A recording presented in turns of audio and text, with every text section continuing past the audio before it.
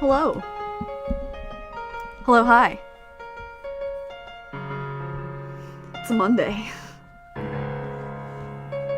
It's Fata Morgana.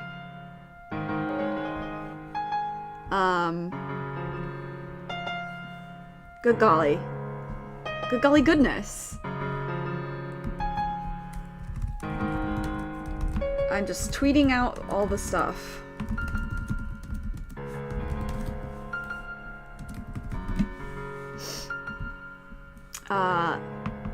I hope everyone's doing okay. I'm okay. My stomach is a little upset today because I didn't take all the things I need to take to sustain good health, gut health. So yeah, that's fun. I hope, though, otherwise everyone is doing okay. So, last time, oh my goodness, finally some resolution with Michelle and Giselle getting along.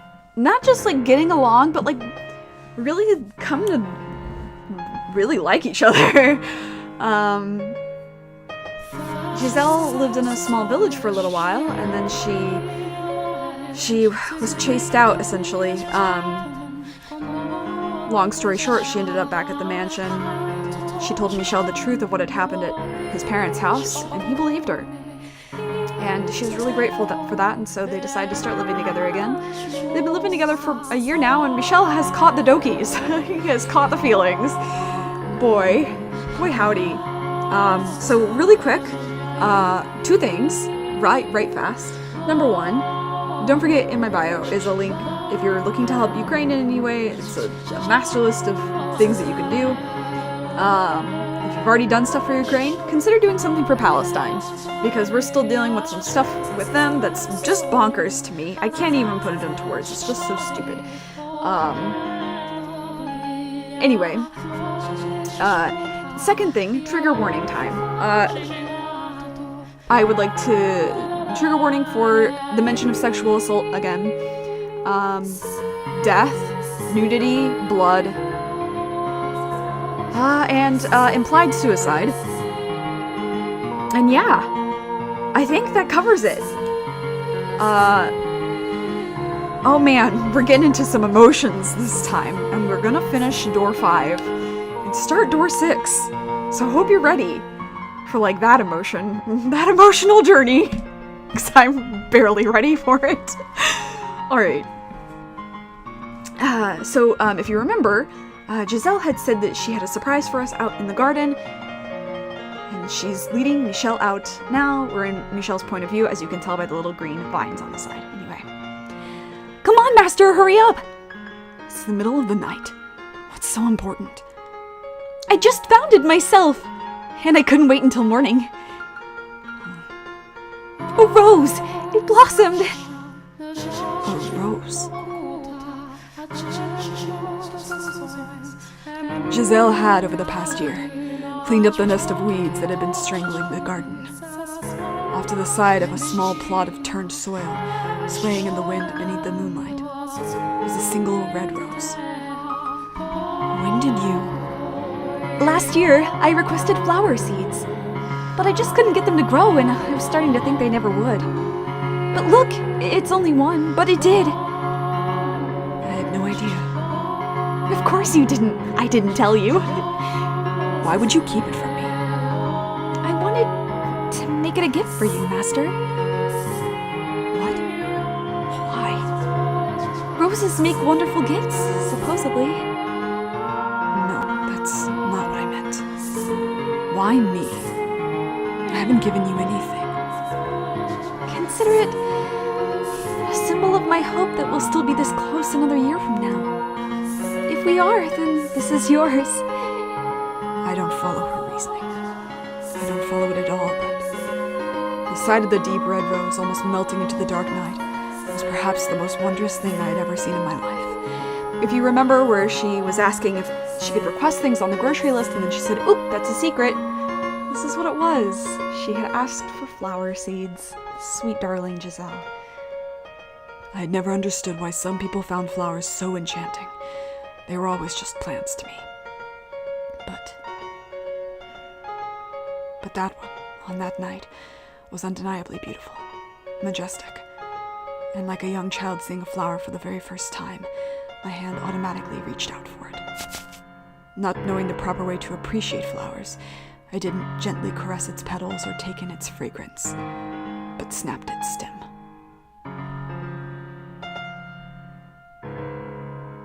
Oh, you picked it? Are you going to bring it back to your room? When I finally processed her question, that was when I realized I probably should have left it to grow in the garden. From the base of its stem, where I had plucked it, a droplet succumbed to gravity and fell to the earth. With it came the delayed realization that I had ended the plant's life. But it was overpowered by the childish possessiveness. This stunning flower was mine.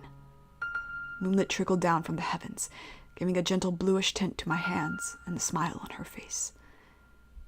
You're going to need a vase then. Give me just a minute. For the briefest moment, the moonlight must have played a trick on my mind.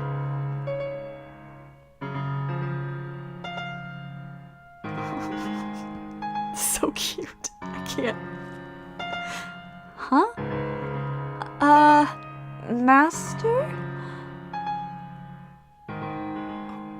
What on earth am I doing? A look of bewilderment filled Giselle's face, just inches from mine, which hammered in the reality of what I had just done. Just kiss. Just kiss! The thought had just crossed my mind that perhaps her black hair might prove a good backdrop for the rose, but it was supposed to remain a simple fancy. What was that about? Excuse. I need a good excuse. A drawing. A drawing? Right. I would like to preserve it on canvas. What? What? I mean, that a rose on its own doesn't make a very compelling picture, so I would like to include you as an accessory. Wait, you want to draw me too? Merely as a background element. You're slightly more interesting than a vase, that's all. Michelle! I've never seen you draw anything before. I just never got the urge. You know how? Many years ago, my brother taught me. I don't think I can handle being a model. I've never had a drawing done of me before. You would probably be better off with just the rose. You gave it to me, didn't you? That means I am free to do with it as I please. I did. I didn't mean to sound so rude. I had no real interest in drawing the rose. But I couldn't just take it back either. Just kiss! Good God! Giselle had shrunk back quite visibly, and I couldn't bring myself to look her in the eyes. So I fled to the cellar in search of supplies to escape the oppressive awkwardness. At the far wall, I found a rectangular panel of wood and several sticks of charcoal. My materials were obviously nothing compared to what a court artist might use, but I was clearly not going to be able to do the portrait any kind of justice. God, what am I doing? I want to bury my head in the sand. Giselle was waiting for me in the stained glass chamber.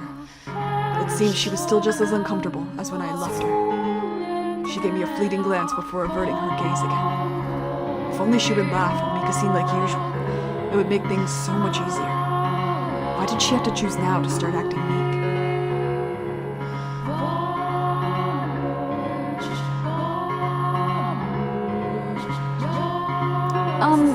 What should I be doing? Stay perfectly still, please.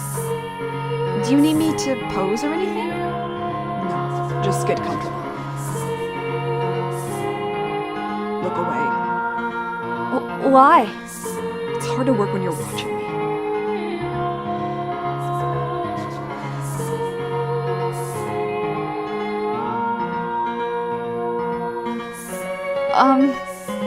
What? I feel like I have to sneeze. Hold it in, please.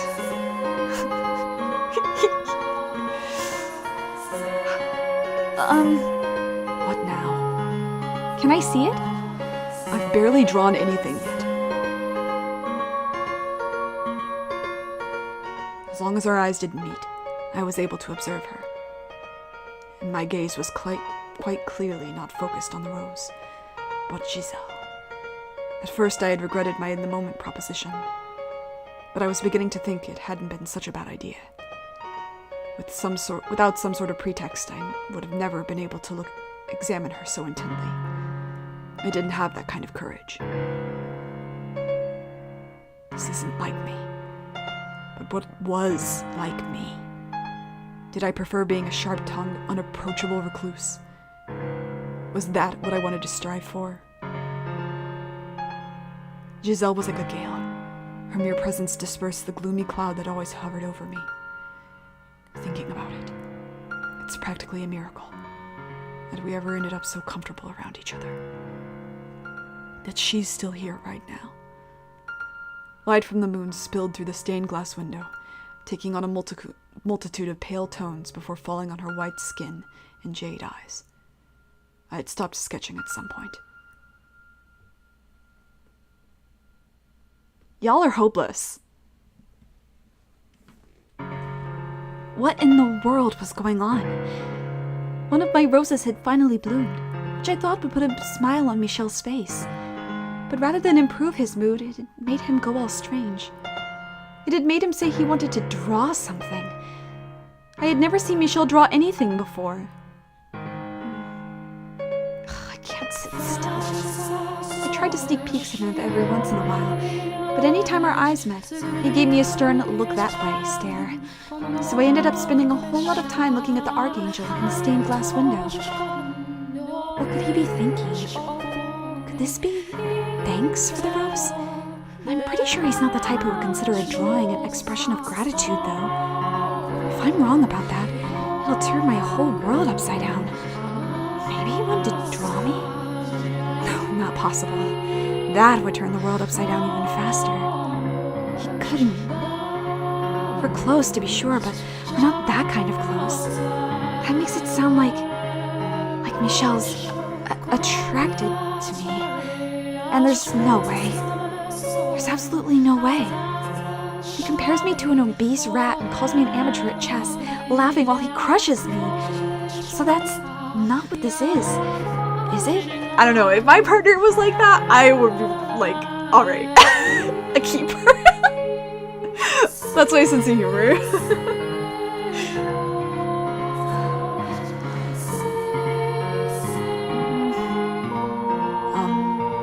Huh?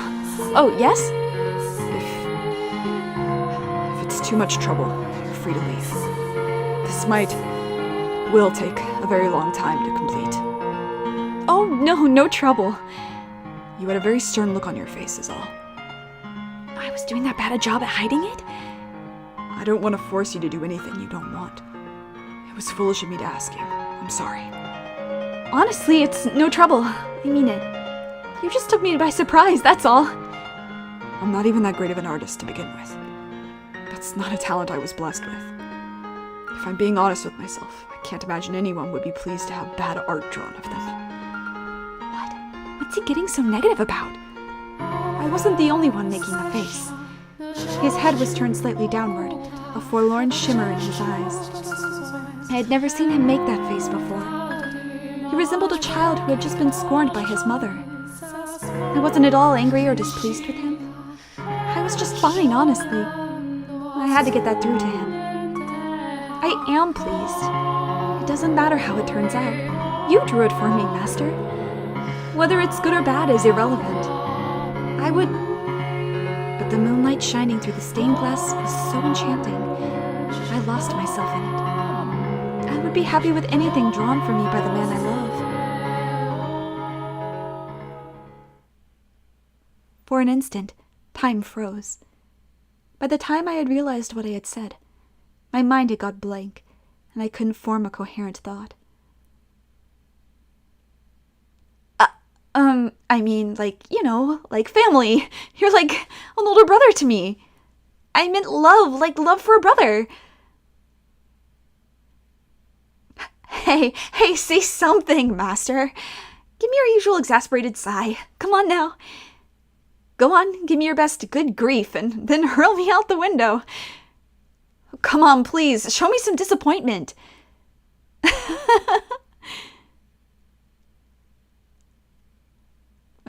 Master?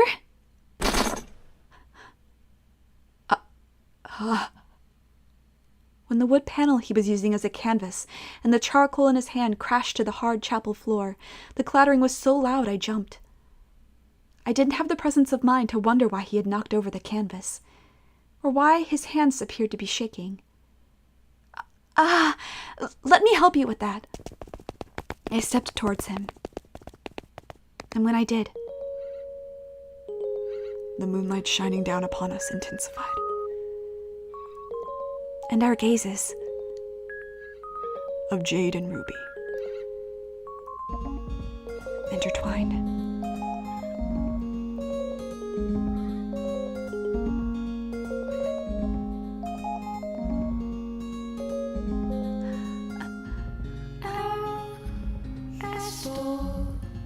There was a visible rosiness in his ethereally pale cheeks. Master? Flickers of panic darted beneath the surface of his normally stony red eyes. They were trembling as he looked over at me. I was at a loss for words. We must have been under the moon's spell. We weren't thinking. We stood alone in a frozen world, robbed of all rational thought. Riding the moonlight's current, his hand fell against my cheek. It was much colder than I had expected, but it felt pleasant on my flushed skin.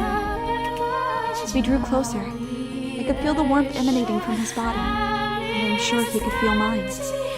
The beating of my heart, too. His breathing stopped for a moment, then he gulped. He brought his head in. I closed my eyes and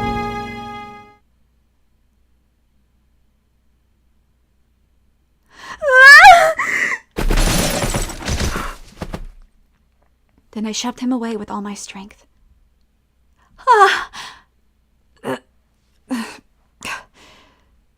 Michel rolled back, knocked his head against the side of a pew, and began groaning in pain, which is when I finally realized what I had done.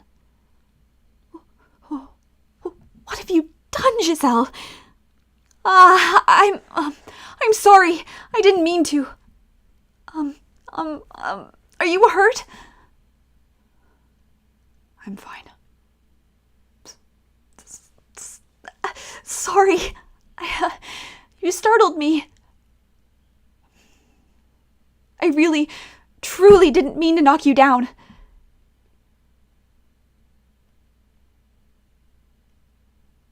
You should go back to your room. I'm sorry for all the trouble I've caused you tonight. What? Get some rest. Good night.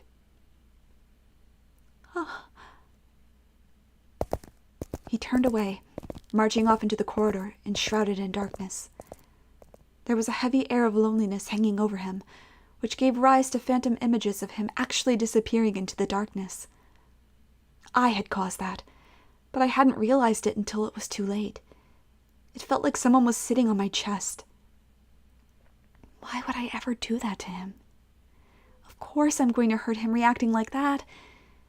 Maybe I was hoping he would say it was just one of his jokes. Do I want it to be a joke? I had that option. I could pretend nothing ever happened and tomorrow go back to the way things were before. But if I did that, there would almost certainly never be a second chance. You were okay with it. You wanted it, Giselle. Quit lying to yourself. You're the one who said you loved him. And that was no mistake. You wouldn't sit shoulder to shoulder and read a book with someone you didn't care for. You wouldn't enjoy eating supper with someone you didn't like. You wouldn't be able to live happily with someone you didn't love. You would have to go after him, find him, and tell them the truth.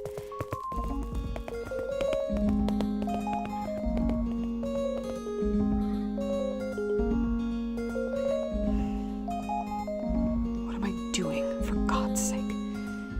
I'm not in my right mind. Something about me was off today. I couldn't control myself. I was saying things I didn't mean, doing things I didn't intend to do. I never had meant to do that. But at this point I had no choice but to admit my feelings. I couldn't pretend I didn't know what they were anymore. How long had I felt this way? A week? A month? 6 months? Or maybe a full year? Had they already developed when we started anew? No, the wind didn't matter. It didn't change the facts. I was still attracted to her regardless of when it had begun. But she pushed me away, quite literally. I sighed at myself. Why should I be disappointed? She was nothing like me. I was reclusive and unsociable. She was the exact opposite. She was the kind of person who would confidently tell someone how she felt. And she had done exactly that. Said it was like a brother. But I hadn't listened. As a matter of fact, could I have been any more presumptuous? I don't deserve to love anyone. It's better this way. Master!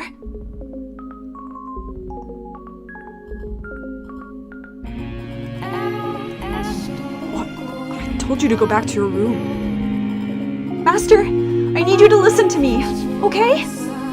What? About what just happened? That doesn't count. You can't count any of that. Huh? That I said I loved you and that I shoved you, they don't count. Right. I was planning to forget that anyway. So don't worry. No, that's not what I mean. What I'm saying is that it's not something I should have said on a whim just because the moonlight is kind of pretty tonight. It wasn't supposed to be so casual. The way I said it doesn't get across at all how much I really care about you. It shouldn't have been something with more impact, rather. Me looking you straight in the eyes, my heart jumping around like it's on fire. That's how I should have said it. What are you... I'm saying, I want you to give me one more chance to do it right. Giselle.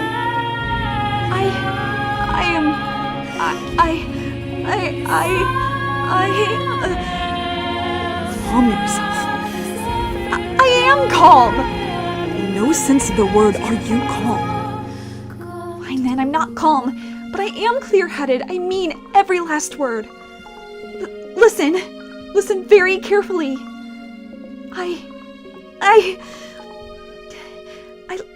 I love you. I love you so much. I feel like my heart is going to explode. What? Huh? You mean like family? Like a brother, right? Romantic love! Romantic! What? I wasn't upset back there. No, I was elated. What? My mind couldn't keep up with what it was hearing. Half out of breath where she stood. Giselle was frantically insisting that she loved me. Was I dreaming? Master? How do you? I would like to hear how you feel about me. Assuming I interpreted that correctly, you were going in for kiss back there, right? Right? So I can take that as your answer? Giselle looked up at me with bleary eyes. She had feelings. For me, it was a miracle. I could hardly breathe. It felt like someone had stuck their hand in my chest and was squeezing my heart. I just had to say yes, and a smile would spread across her face. I could bring her joy, and all it would take was a single word. I had no reason to say no. My happiness was standing right there in front of me. What more could I ask for? All I had to do was reach out and claim it for myself. I had tried to do exactly that in the chapel, and I could do it again. I loved her. I was a twisted man, cast out of the world and left with nothing. I had no way to make her happy. But still,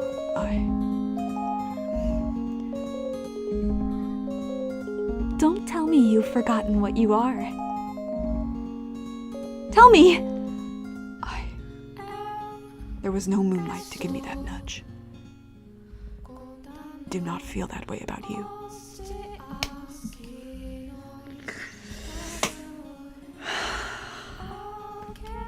Michelle. Michelle. Sir. Lean a little closer. Michelle? You're a fucking idiot. What? I got confused for a moment. I apologize for the misunderstanding that seems to have caused. All the color drained from her, like a flower wilting before my eyes. A heavy sigh spilled from her lips. Her jade eyes swayed lifelessly back and forth. I hadn't thought mere love could possibly have such weight, but she looked as though I had just told her she was to be executed. I see. I'm sorry. I let it get to my head. Sorry for making such a racket. Really, God, what was I thinking? I got way ahead of myself there. Her faux energy hurt to watch. I had hurt her, and this was the result. You wanted to protect yourself, even if it meant hurting her. But look where that got you. You would have been better off just going with it. Because when she learned the truth, she would have pushed you away anyway. I'm sorry. I'll be going now. Sorry for barging in on you like that. She made her way into the shadows toward the door. There, you did it. You preserved your peace. I got the feeling she would never again turn back. Your mistake was ever getting close to anyone. What I had always wanted was right there in front of me, and I was so close to obtaining it. And you pushed her away. I actually did love her. She would never love the real you. No, she couldn't. You're disgusting. I can't believe you actually had the gall to fall for me.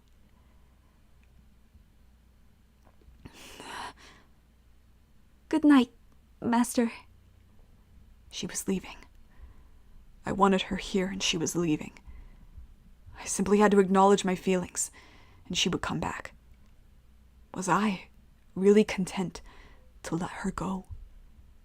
In my weakness, I mistreated her. I hurt her. I let her go when I was about to lose her, even though she said she loved me. And I felt the same way. I want to slap Michelle, but at the same time, I kind of get it. For I too am emotionally constipated.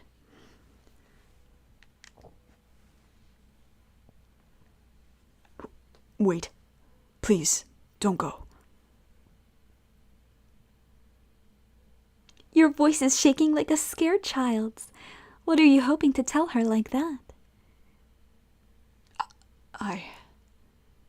She was different. She was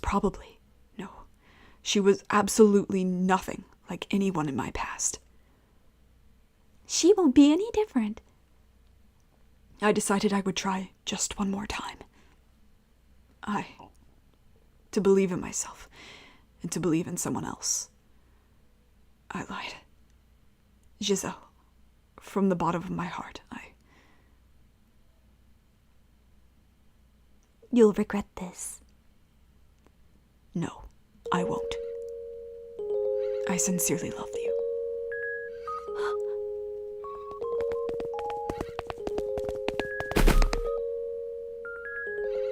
The fragrance of rose enveloped me. Her arms, wrapped around my chest, were both imbued with strength and shaking like mad, as though the slightest touch might shatter them. Why did you just say that in the first place? She said in a quavering, sniveling voice just inches from my ear. I lacked sufficient control over my mind or body to return her embrace, to run my hands through her hair, or to do anything more than support her weight. I'm sorry. Jerk. Bully. Brute. You don't get to play this one off as a joke. I am truly, sincerely sorry. You've given me 2 different stories. Tell me which one's the truth. Were you just confused, or do you actually love me? I want to hear you say it again. The truth is, I love you. Again! I love you. Without fumbling this time. I love you, as I've said several times now. Not good enough! Again! Have mercy, please. I'm about to die of humiliation.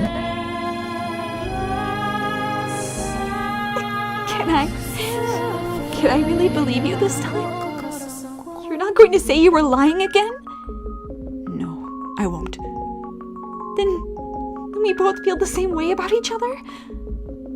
Shockingly enough. What's there to be shocked about? I didn't think there was anything likable about me.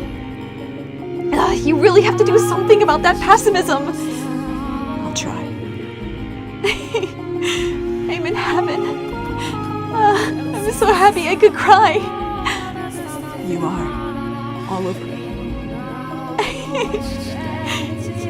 Oh, thank goodness. Thank goodness. When you first said no, everything went black. I wasn't sure what I would do anymore. I had lost all hope. I really do feel bad about that. But you had a change of heart. Now you're willing to have me. Yes. And everything I bring with me. That was the idea. Absolutely everything, right? You're pushing that point rather hard. I have a request. It's something I don't think I could ask you at any time but now, while we're in the moment. I will do anything, so long as it is within my ability. Tell me, what is it? Will you look at my naked body? What? More specifically, my scars. You are going to have to see them eventually. In which case, I would like that to be now. A year ago, I had refused to look at her scars. I had been certain I wouldn't be able to accept what they represented.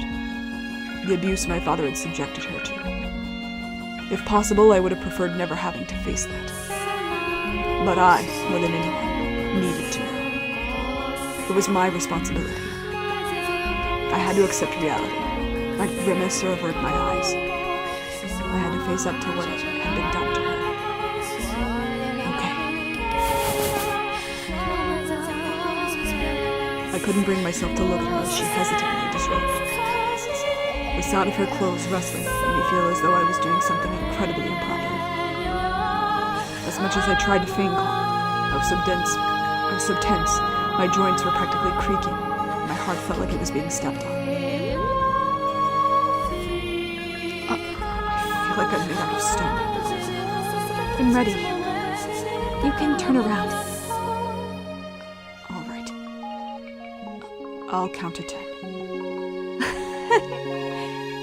She's laughing at me. I feel a whole lot better seeing you so nervous. I'm turning around. Okay.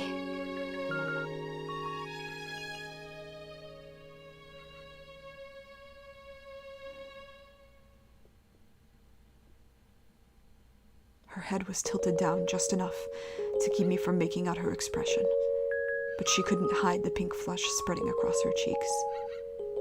It contrasted well against her white, but not excessively pale skin, as did her jet black hair. Sorry, it's not anything nicer to look at. In what way was this not a pleasant sight? I had never been more entranced by anything in my entire life. She was stunning.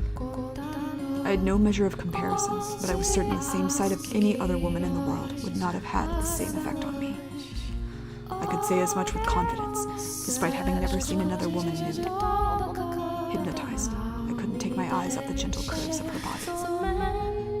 Were I more socially inclined, Perhaps I could have told her she was pretty, which perhaps would have brought a sheepish smile to her face.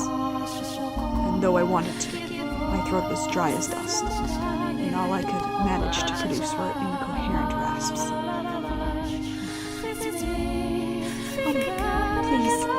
Please say something.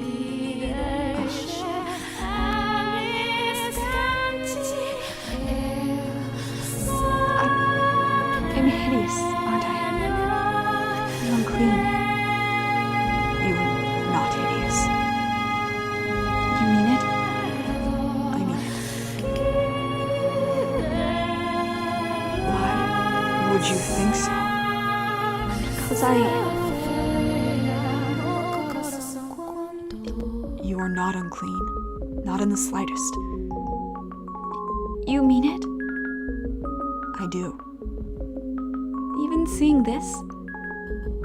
Giselle's eyes slid downward, a trace of fear lurking just beneath the surface. Following her lead, I dropped my gaze to her lower body. And there, I saw her scars. Swollen, red and black gashes, still not healed after more than a year, defiled her white flesh. As she had described for me, the lines were arranged to form letters carved into her skin. So that's why she said I would have to see them eventually.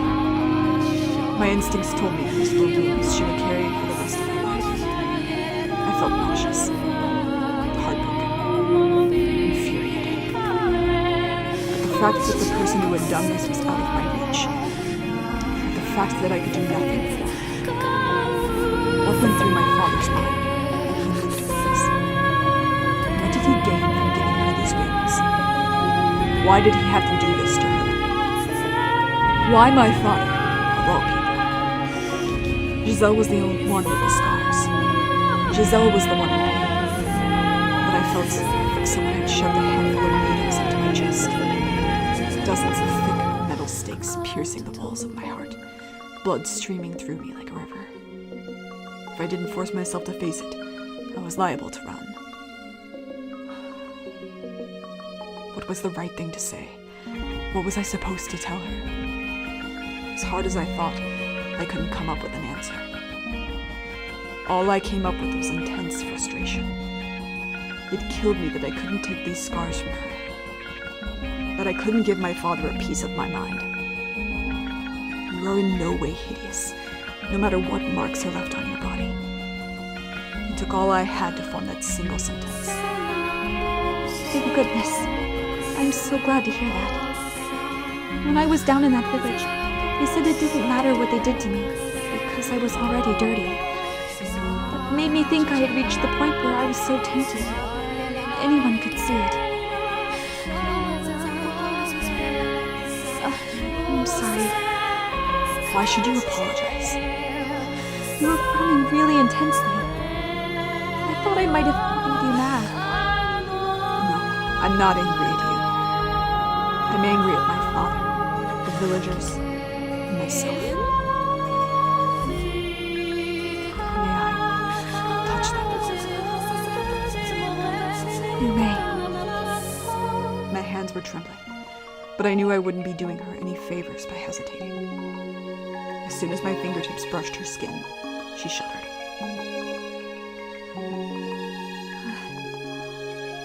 Does it hurt? No, there hasn't been any pain in some time.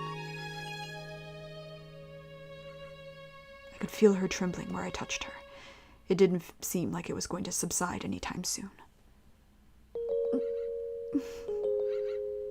Soon, she began whimpering softly.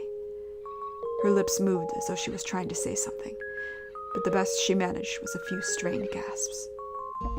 Tears had begun welling up in her eyes as well.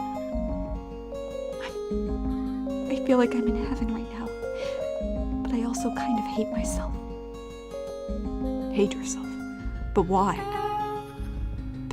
Because I can't stop shaking. I'm overjoyed to feel your touch, but I can't control my body. I know you're nothing like that, but I keep seeing flashes of you doing other things in my mind. It kills me that my body will react the way I feel in my heart. I was foolish to have ever thought these wounds might have healed. Just as scars remained on her body, so too did they remain in her heart. Unlike the physical wounds, though, the one inside her seemed to still be raw and bleeding. She just did such a good job of acting normal that I had begun to think she might have gotten past it. Of course not, you blind fool. You shoved me back there because it brought back those memories. That's right. I'm sorry. I'm really, truly sorry. Why are you apologizing? I should be the one. Do you have any desire to place a curse on him? What? Do you want to curse Antonin? If you so desire, I might be able to make it happen. Cast a curse on him, perhaps even a fatal one.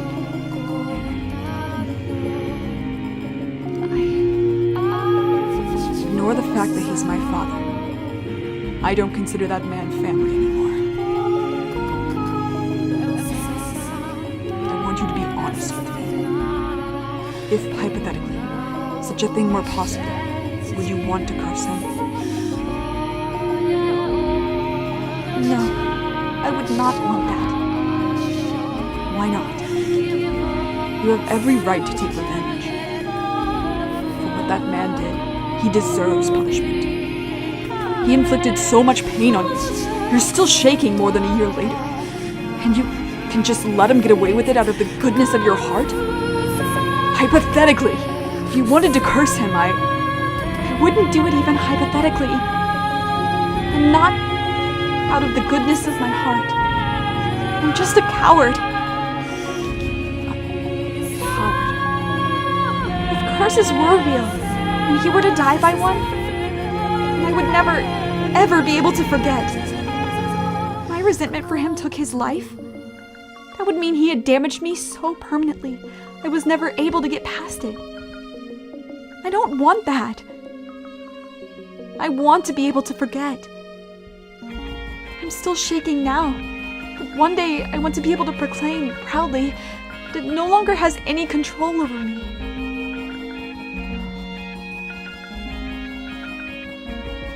But I appreciate the sentiment.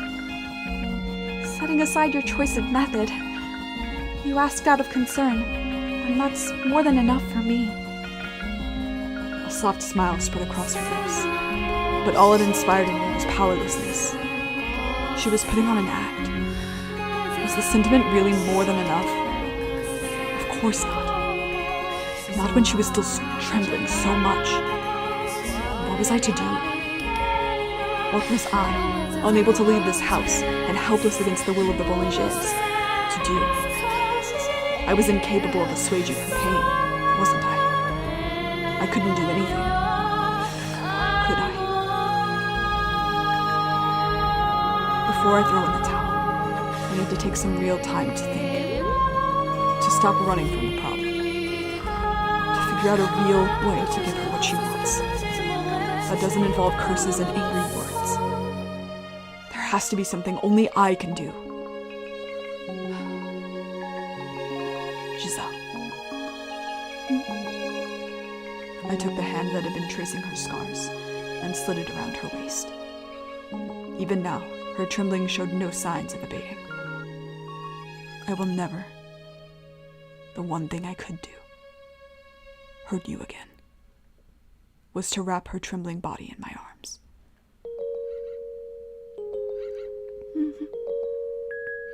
I want you here with me. All I ask of you for now is to be at my side. You can be scared and you can quiver, but please don't apologize for it. Please don't feel bad about it. I promise not to turn my head away from your pain. So I ask of you, try not to keep it buried. I have no power or influence. I don't know all the right things to say. I'm a man with nothing to his name. But the one thing I do have is a heartfelt desire to do whatever I can for you. soon as I tightened my grip around her waist. She lurched forward, throwing her arms around me.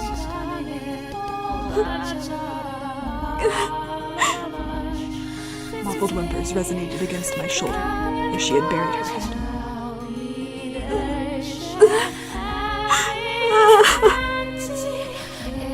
Eventually, they grew into unfettered sobs.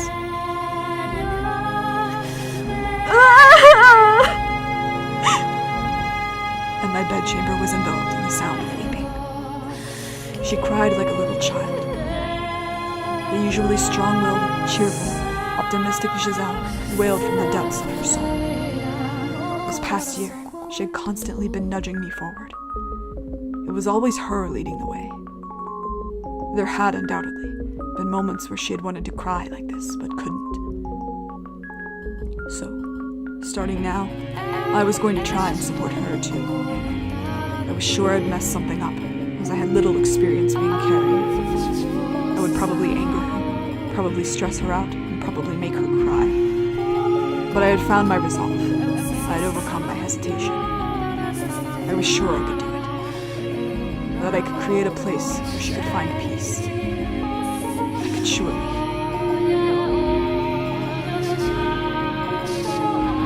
Giselle didn't stop crying until the sun had begun peeking over the horizon. I had, as I said, not looked away, simply holding her in silence. She had a decidedly not childlike figure, but she seemed incredibly small in my arms. We felt each other's warmth through my clothes. Between sniffles, Giselle said softly,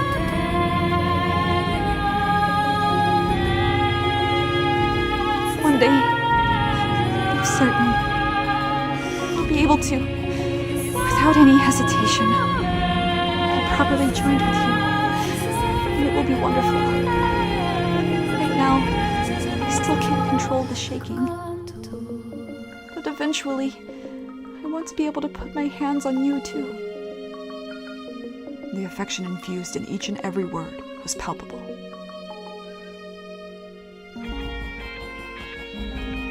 Sometime later, she drifted off to sleep, exhausted. I prayed from the bottom of my heart that at least tonight she would have pleasant dreams. They're so cute, and for what?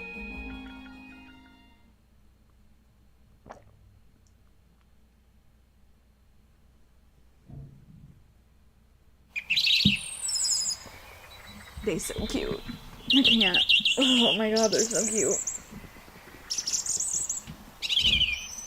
This game ruined my expectations for romantic interests.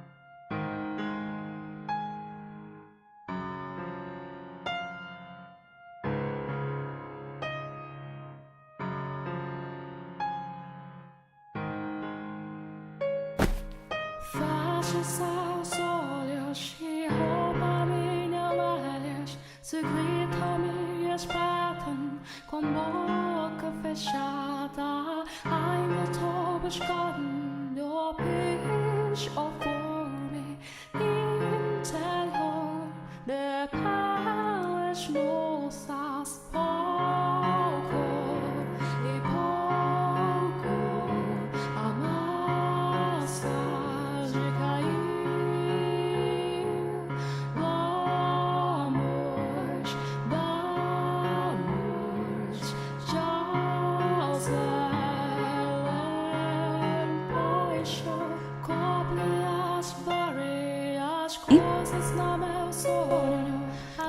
So strange. Oh golly, what happened?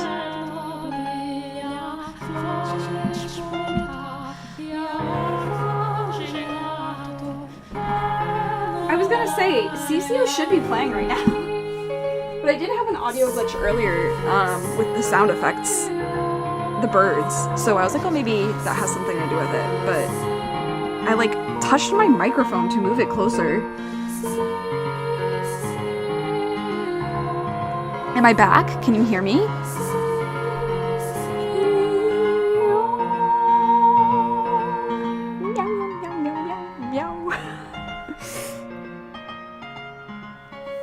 Okay, cool. Yeah, okay, fine. Microphone, I won't touch you again. Anyway, dirty jokes. Why are you telling dirty jokes in the morning? Giselle, read the room. Read the goddamn room. Yeah, just... I was trying to lighten the mood to hide my embarrassment. Fair enough. Alright, but could you not joke about that in the future? I didn't actually do anything to you. No, you didn't. Sorry. Say, could I ask you something? Yes? You hardly ever use my name. It makes us feel so distant. Could you do something about that, maybe?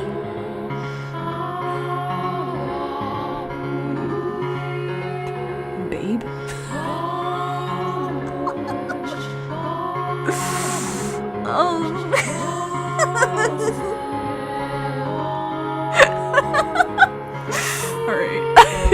Alright, this is where we are. No. That is not you at all. Just go with my name, please. We've graduated from a master-servant relationship to a romantic relationship, but that is a bit much. Romantic relationship? Exactly. So, in honor of the new us, let's make this last, alright, Michelle? Alright.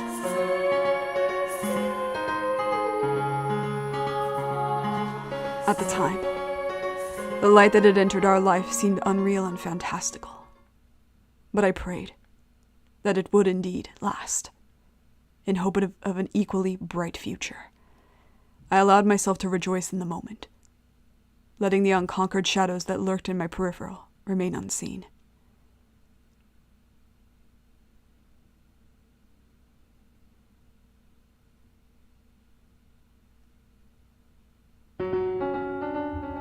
Blackness consumes the once colorful space. Giselle still stands before me, as she did within the door, but I struggle to reconcile the two scenes. They are both real. They are both her. The lively, spunky girl of the past and the lifeless girl of the present are both Giselle. As different as they seem, they are both her. Why don't we stop there? It was a wonderful story. They overcame their troubles and lived happily ever after. Is that not good enough? It could not be worse than where we are now. All we have to do then is erase the now. Throw everything away and start over from where it was better. You were able to bear them because they weren't your tragedies. And that goes for more than just me. Actually, as a matter of fact, those words apply even better to her than me. The ending is already set in stone. It's already happened. What point is there in watching it again? All it accomplishes is making me relive it all. The ending has not been written. We are both here now, which means our end still lies ahead of us. Then, can I ask you to promise not to let go of my hand, no matter what? No matter what happens, you mustn't let go of my hand. Now I understand. That was a request, even if she didn't perceive it as such. In place of a verbal response, I squeeze her hand in mine. I know where this tale is heading. Toward tragedy. All the other doors we visited ended in tragedy, and ours is no exception. But perhaps what's waiting at the end of this one is even more dire than I imagine. The door to our past swings open once more, behind which lies the end of me and the beginning of her.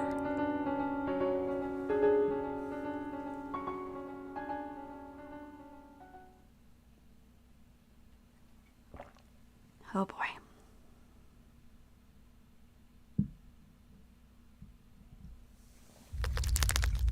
A month had passed since the night with the rose. Right on schedule, the monthly delivery arrived, but in it was a letter that would dramatically change our lives. My father, Antonin, had fallen ill and died. Good fucking riddance. Sayonara, bitch. You won't be missed. I presumed it was the witch's doing, but she was silent, refusing to respond to my questions. If it wasn't her, then he must have died naturally. It seemed more than a little tasteless to celebrate someone's death, but good taste and reality do not always agree. I was extremely relieved to hear the news.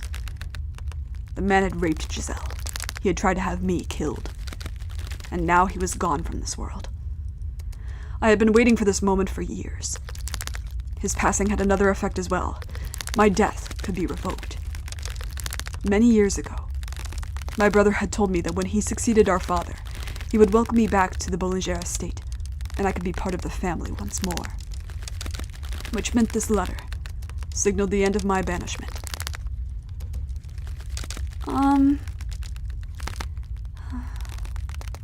Not sure how to feel about it?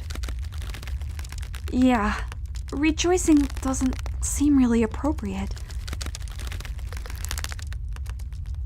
But this means you can return home now, right? In theory. My brother is set to take control of the estate, so he should be accommodating.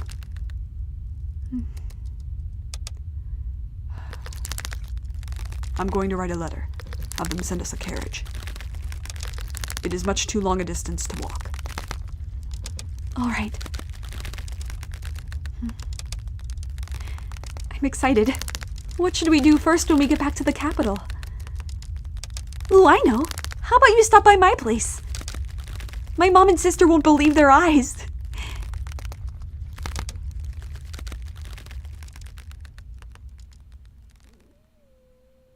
I'm sorry if you can hear my stomach. I just made the worst noise. My time in this mansion was almost at its end. The future I had only vaguely envisioned was now within my reach. I'd always spoken of this moment predicated with eventually, like it was some kind of an unobtainable fantasy. But now that it was practically a reality, I realized I hadn't actually given it much thought.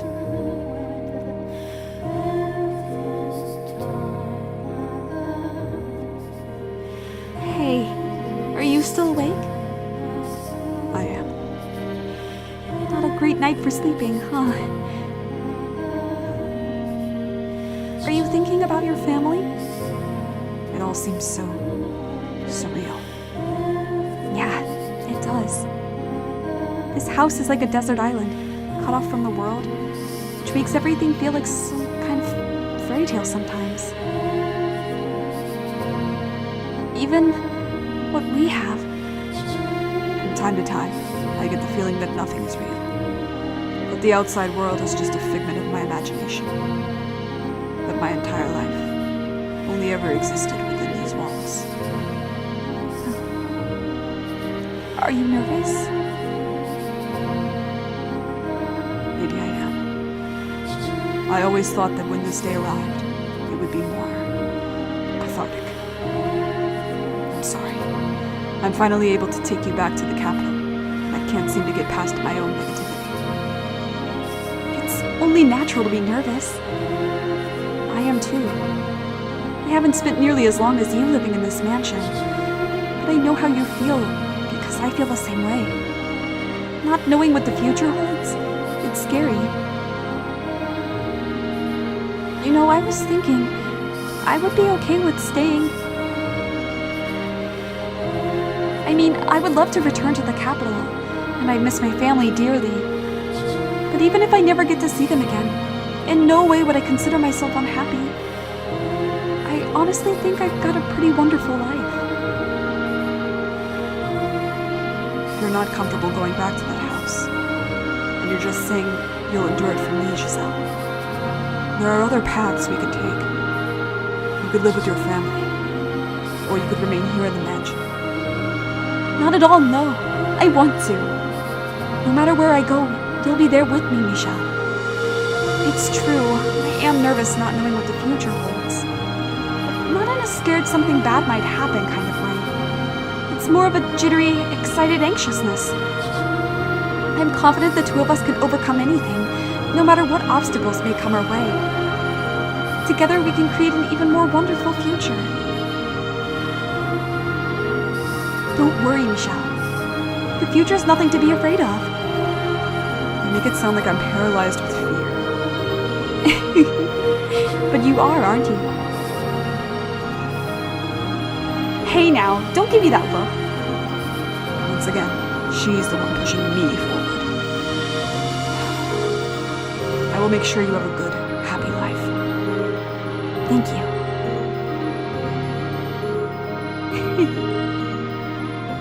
What? Nothing.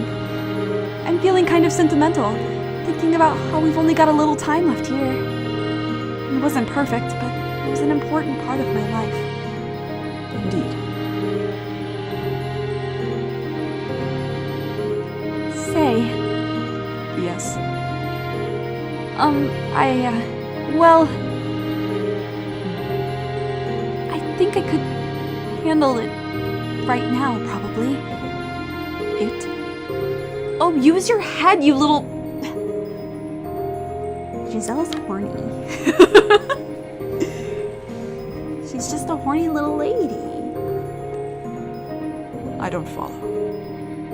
How can you be so dense? I mean, touching and so forth. Take the next step. Audio, you okay? Whoa. I hope that didn't show up on your guys' end. That was really weird.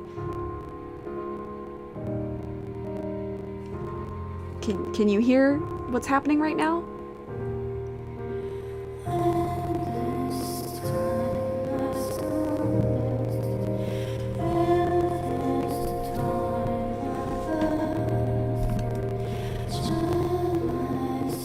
Hold on just a second. I'm gonna make some adjustments real fast.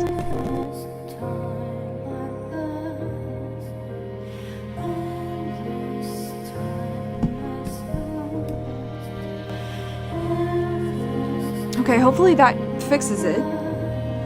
That was weird. Hopefully you didn't hear that stuttering. It was really awful to listen to.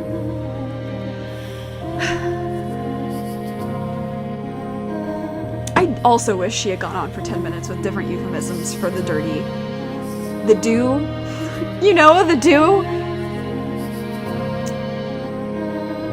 I'm saying I'm feeling up for that right now. It's not proper for a woman to bring up that subject, is it? But I did kind of ask you to wait. And I feel bad leading you on for so long. Yeah, I'm sorry.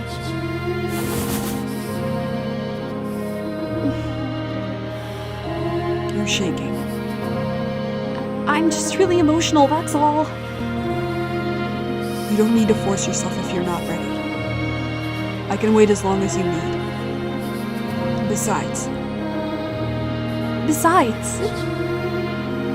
never mind. Besides what, Michelle? Maybe you should talk about your feelings. It's fine. There's no need to rush things. You don't need to worry. Yeah.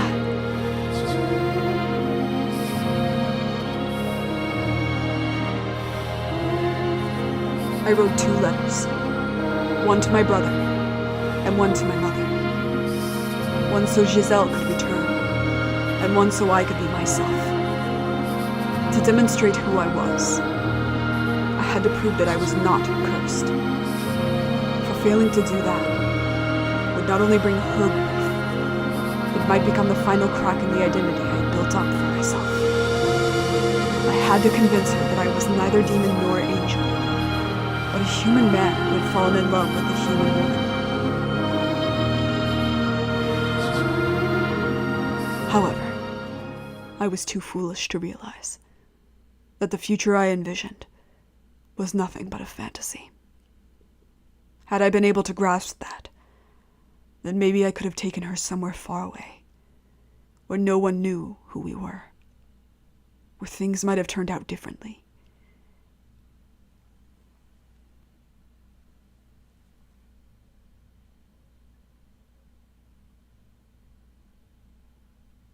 It's been really foggy out lately. I'd rather if we left when it was clear. It would be terrible if the coachman rolled the carriage because he couldn't see where we were going.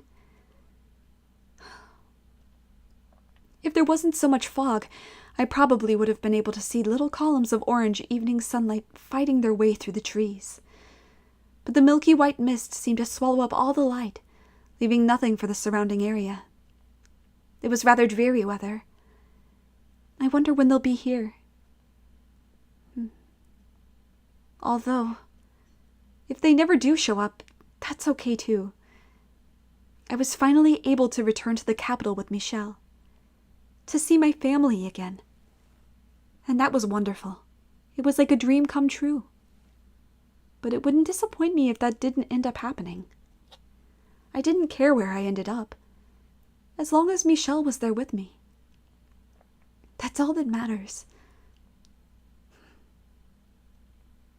I should probably close the windows. The coach isn't likely to show up at night, I don't think.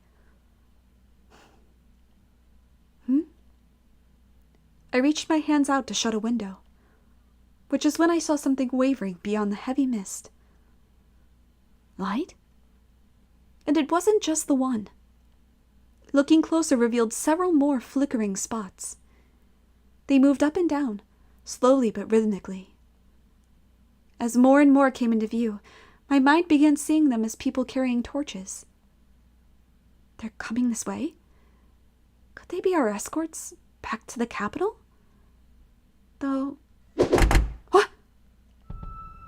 As soon as the thought, "there sure are a lot," popped into my head, something whizzed past my cheek. What? What was... Huh? Why? What? It was an arrow. Giselle! What? The arrow had flown through the window and pierced the opposite wall. Had Michelle not knocked me out of the way? Giselle, are you okay? I'm fine. But what? Why did... What's going on? Never mind that. Right now we need to run. Huh? Wait, Michelle. Now! There's no time to talk. Stay out of sight of the windows. Got it! He grabbed my hand and broke into a run. A relentless storm of arrows showered through the windows we had worked so hard to get open a year ago. This wasn't what we had gone through all that effort for. Once I open the front door, run. We have to get as far from this house as quickly as we can. What was happening? Why did we have to run? Why were those people firing arrows at us? With the wave of questions came a wave of fear. I couldn't say anything. The sheer terror had frozen my jaw in place. Get ready. I nodded, squeezing his hand tight. I knew it would just be another obstacle to his safe escape, but I did not want to let go of his hand. I was afraid that if I did, I would never be able to hold it again.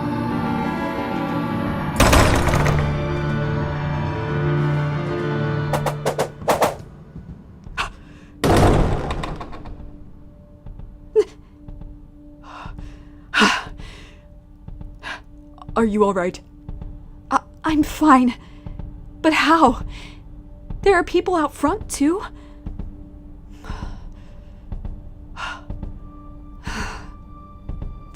Damn it. Why? Several arrows were sticking out of the floor before us. Beyond the door, which Michelle had managed to shut almost immediately, rang a cacophony of whoosh, thump, whoosh, thump. We can't escape? Why? What's going on? Damn it! With a deep scowl, Michelle barred the door, and all the while the arrows kept flying. The panic in the air kept growing thicker. I don't understand. How did they... only a handful of people even know about this place.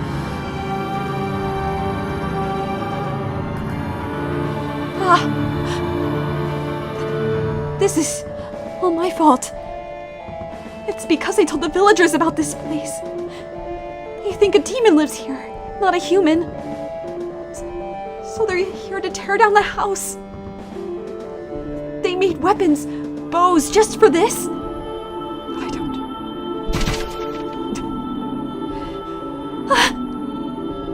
There was a deep rumble, and the ground below us shook. I almost fell to the floor. They're trying to break down the door, it seems. Michelle, I'm so sorry. This is all my fault. Because of what I did. No. What? It's not your fault. It's mine. Michelle? I challenged her. And because I did, she made my curse real. What are you talking about, Michelle?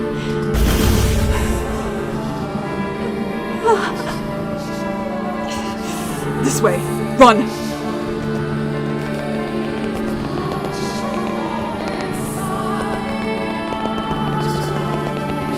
Michelle dragged me through the mansion's corridors until we reached the chamber with the stained glass window. At the far end of the room sat a small door. Where does it lead? I had been aware of the door's presence, but I had never gone inside it. Something about it seemed somewhat different than the rest of the house. I wasn't sure how to describe it exactly, but it felt like shadows had taken root here. The observation tower. A tower? But if we go up there, we're putting ourselves in a corner. It doesn't matter where we go. They have us trapped. But there's a chance that up here... He didn't finish that thought, however. He opened the door, leading me into the tower, his face deathly pale.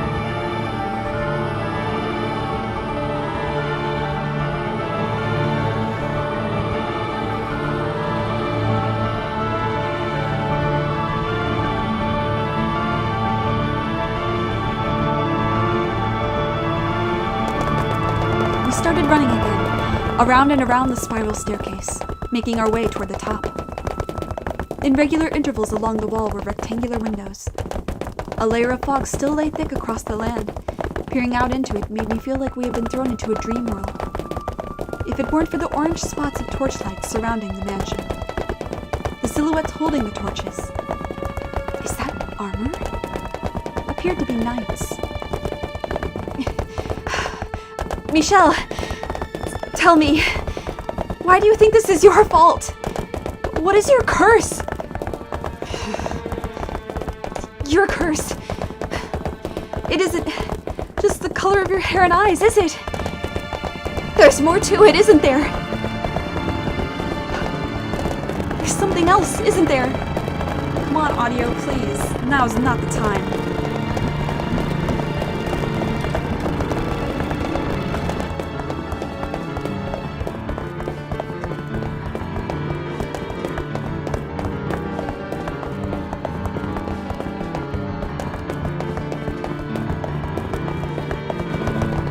Okay. There's something else, isn't there? Michelle's gaze was firmly directed forward as he frantically led me up the stairs. We were breathing hard, and the sound of it echoed against the tower's stone walls. Our panicked hearts were beating so hard, I was afraid they might be able to hear it outside. Eventually, we made it to the top. A pile of discarded rope lay unceremoniously at the foot of a door, presumably once used to seal it shut.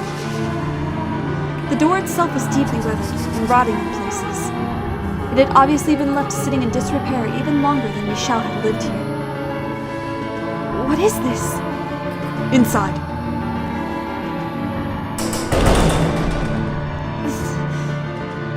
Frigid air nipped at my skin, and it wasn't a pleasant, refreshing kind of cool, but a bitter, oppressive cold. This room felt unlike any other in the mansion. This is an observation tower? You can't even... There once would have been windows allowing you to see in all directions around the mansion, but all that remains now is that tiny opening near the ceiling. If we hide out here, then there's a chance they might not find us.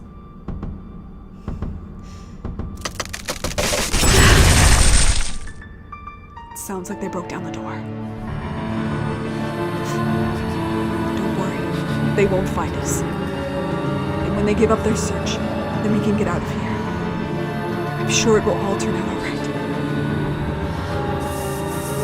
Michel's voice was quivering, as was his hand in mine. Michel. We huddled together, feeling each other's warmth in our arms. My free hand clenched his shirt for dear life. I'm sorry. What? I'm to blame for this. It's my fault you're in this mess. The pain you had to experience, you are being sent to this place. What's happening now can all be traced back to my being born. I'm so sorry. Why was he apologizing? Why did he insist this was his fault? Why wouldn't he tell me what his curse was? Why were people trying to kill us? Right, those people were trying to kill us. Putting it into words like that made the fear much more real. The arrows they fired weren't threats. They meant to kill us. Michel. But with Michel trembling in my arms, I couldn't bring myself to ask those questions. What meaning would those answers even have, death lurking so close behind us? All I could do was pray. Pray that he was right, that they wouldn't find us and we would be able to escape. However, over here is a door and stairs leading up. My hopes were shattered by the sound of voices from below. I could hear a faint clanking of armor. Our grips on each other tightened, and our trembling intensified. Fear swelled within the tower, making us its slaves.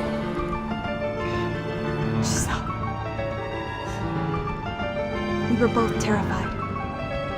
And who wouldn't be? Fairy tale heroes could be magically courageous in the face of overwhelming danger, but they weren't real. The fear of my impending death, drawing nearer and nearer with each passing moment, almost drove me to madness. I couldn't think clearly. My heart was having trouble keeping up. My head was a big white mess. We were supposed to return to the capital, start a new life, finally obtain our happiness. It was right there at our fingertips. Enough happiness to make up for Michel's 10 years of isolation, and enough to erase that nightmare from my memory forever. What had we done to have that taken away from us? We had just loved each other and wanted a quiet life together. Nothing outrageous. I don't want to die. I don't want to die. I don't want to die. But what scared me the most was being separated from Michel. Hey, Michel, what are those people really doing here? If what they're after is money or valuables, we can offer them everything in the mansion. We don't need any of it.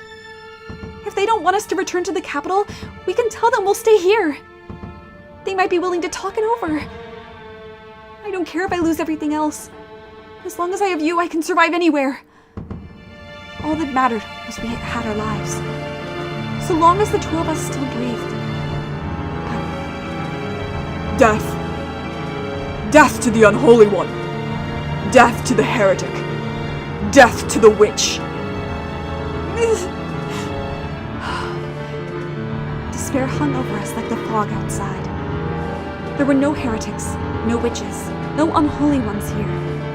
But they would probably never listen to us. The moment we stepped outside of this room, we would be dead, no matter what we said. Michelle, I'm all right. It's okay, Michelle. I'm not scared. You're here with me after all. I'm fine. It's all fine. So please, hold me until it's all over. Please, stay with me. Finally, you speak. Michelle? He wasn't looking at me, though. His unfocused eyes were directed upward, not toward any particular point, but wandering aimlessly. His purplish lips appeared to move, as though he was speaking, but no sound came out. Hey, Michelle, are you all right? Come back to me, Michelle! I grabbed him by the shoulder and shook, but he didn't even seem to notice. No matter how many times I called to him, he didn't look down from the emptiness above. Michelle! Giselle. Finally, after far too long, his gaze slid down to meet mine. He looked defeated, exhausted, and cornered all at once. I was scared too, but his fear seemed to have consumed him entirely. Please hear me out, Giselle. I never thought anything good would become of my life. I never thought I would find anyone who truly understood me, who would be happy to have my life. And for that, I hated the world. I was in constant torment, living in the shadows. But then, a single ray of light shone down on me. Michelle. You, Giselle. You delivered me from the darkness. I'm scared, Giselle. I'm terrified. I used to think my life was meaningless, that it didn't matter if I lived or died. But now, I can't stop shaking. That's perfectly normal. I'm scared to death too, but what scares me the most is losing you. Michelle, I should have noticed. Noticed his arms were tensing up. Noticed and stopped him. So please, allow me to repay you. I said I would do anything for you, so let me do this. I haven't given you anything. I haven't done anything for you. So give me one final chance.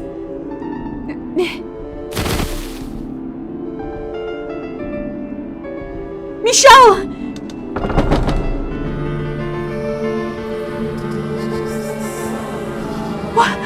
What are you doing? Get back in here, Michelle! What? Why? The door! I can't open it! I shoved on the door, trying to go after him. But it wouldn't budge even the slightest bit. It was as though there had never been a door there at all, merely a wall disguised as one. It wasn't someone holding it shut from the other side either. I pushed and I pulled with all my might, but I couldn't even manage to eke out the tiniest crack. Michelle!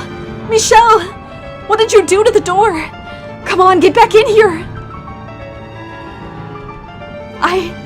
I don't want to lose you either! Say something, Michelle! You're out there, aren't you? Please, please don't do anything rash! They're going to kill you if you're out there! Giselle, the witch told me. What?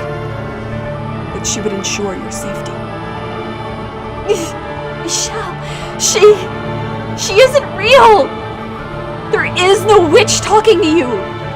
It's all in your head! A figment of your imagination created to alleviate your loneliness! Rest assured, she does not lie. Michelle! Please listen. You are a wonderful woman, Giselle. Spirited, true to yourself, deeply sympathetic. You are not to blame for how difficult your life has been. Most of the fault lies with me and a bit of bad fortune. But that's all behind you now. Once this is over, you can start anew. What are you talking about? So, survive. Live a good, fulfilling life. Move past this. live your life, and always love your family. I know you can do it. That is my wish for you. No! I don't want that! I want to be with you! No one else but you! I don't want to let you die. There it is. Death to the heretic. Death to the heretic. Death to the heretic. Get back in here, Michelle! Open the door! If my choice is to live on without you, I'd rather... Your scars will heal. You'll find a nice man and have a wonderful family. Why? Thank you, Giselle, for bringing light to my world. Don't say that! But if there is a next life, I hope you don't mind if I pray we're able to meet again. That we can find each other once more in another world. Michelle! Michelle. It is our holy duty as knights of the church to deliver punishment unto the heathen who made a pact with the devil. Come on, Michelle, open the door! You are sentenced to death, your body to be hanged upon the cross for 3 days and 3 nights, wherein your unholy flesh shall be purified by the fires of heaven. Why? What are you doing here? Open the door, Michelle, please! Listen to me! You can hear me out there, can't you? You shall now be executed. Do you have any final words? Who is it you're sentencing to death? Michel Bollinger, or a demon child, naturally. Or a witch, perhaps. Please, open the door! Why won't you open it? He isn't unholy or impure. He's a perfectly normal human, and a very sweet man. Yes, I'm the witch! The witch is in here! I'm the one you want to execute! Kill me! Execute me! Now I see, Giselle. This world. Kill him!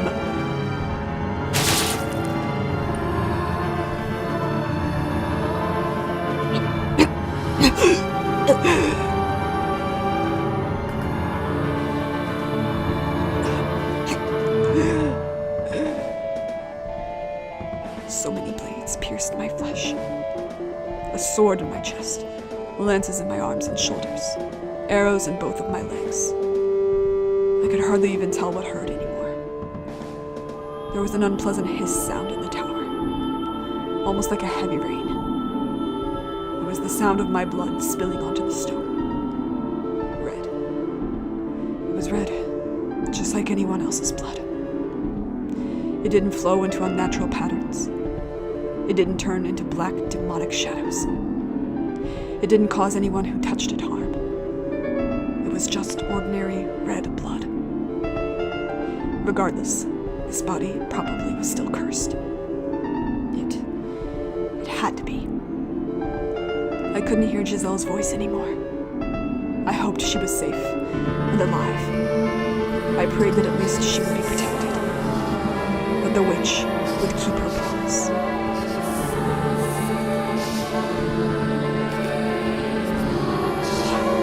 It was getting dark. Light was quickly departing from my world. Darkness everlasting dragged me down into its pits.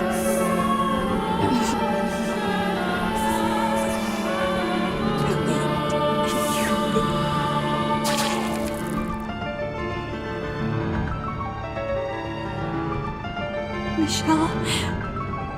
Michelle! Hey, say something. Talk to me. Hey, what's going on? What's going on here? Oh, this can't be happening. An impossibly heavy thud came from beyond the door, and with it, Michelle fell silent. Then, intermittent squelching sounds as something slid down the door. No, no, no, this can't be. Why? Why? I pounded on the door with all my strength, but still it refused to give. the skin on my hands eventually going raw and beginning to seep blood. Why? Why should Michelle have to be killed? Tell me why. Take me with you. Please, don't leave me behind. That man isn't a witch. He isn't cursed. I'm cursed, not him. So don't hang him. Don't humiliate him like that. Kill me instead. Please. Again and again and again, I pounded on the door. But the self-described knights on the other side seemed to not even be aware of my presence. They seemed unable to hear my cries. Their armor clanking with each step, they began to descend the staircase. And with it, I could hear the sounds of something being dragged slowly across the floor. No! Don't take him away! Stop! Don't take Michelle away from me! I'm begging you! But my pleas were in vain. My hope was for naught. The knights took him away. Took him somewhere out of my reach. For all eternity. Don't take him away from me!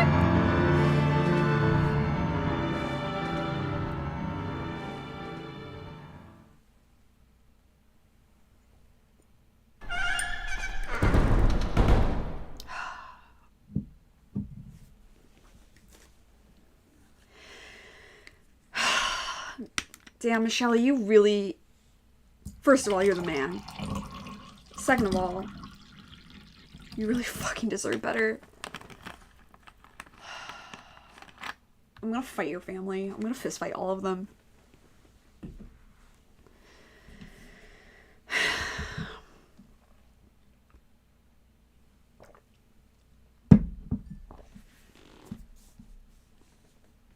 Michelle. After much, much too long, the door swung open all on its own. It happened so unceremoniously, it was hard to believe I had actually been trapped inside. I had no idea how much time had passed, but the chill in the air suggested it was deep into the night. And with the biting cold, there was the stench of blood.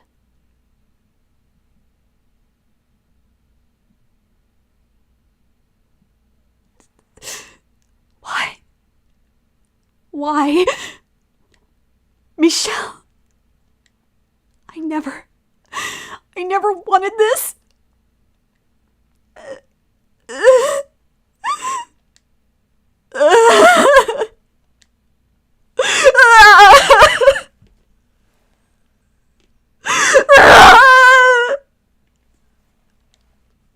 You didn't understand it all, Michelle. You didn't know the depth of my feelings for you. You didn't know how intensely I wanted you, how fervently I loved you. I was never going to be able to find someone else and live happily with them. It had to be you. The thought of anyone else touching me terrified me. You just didn't understand. I don't want to live in this stupid world.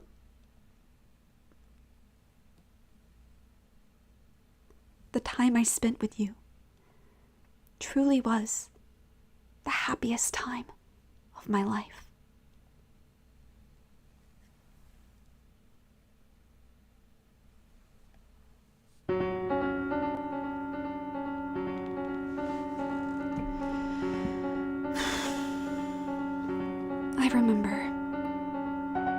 I remember everything now.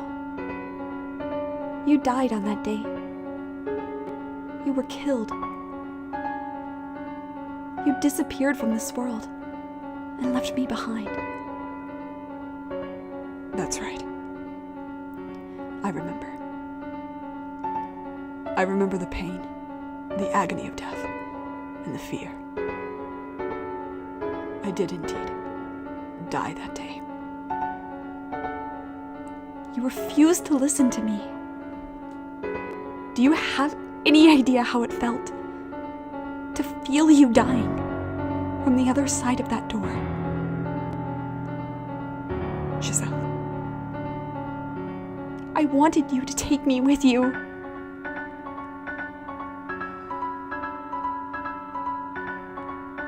Is this what you so wanted to see?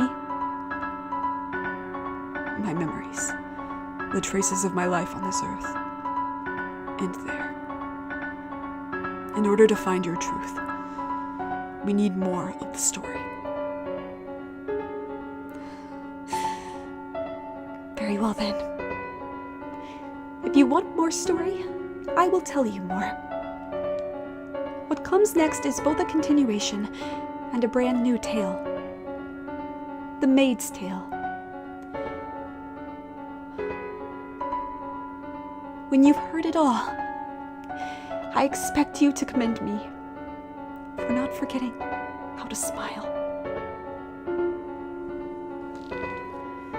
All right.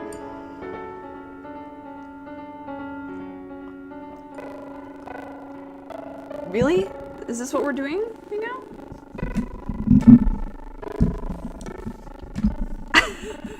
What is happening?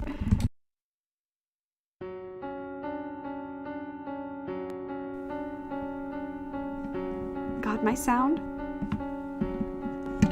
My sound has been kind of awful today, huh? Last week it was the OBS, now it's my audio. We haven't completely cut through the darkness yet. An Arctic wind blows past me.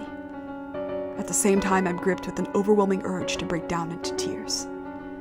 Perhaps this is the solitude she felt for so long. I have to face this. I have a responsibility to her to do so. And I have to atone for being such a misguided fool all those many years ago, convinced that I was doing what was best. Oh my god, door 6. Oh my god, here we go.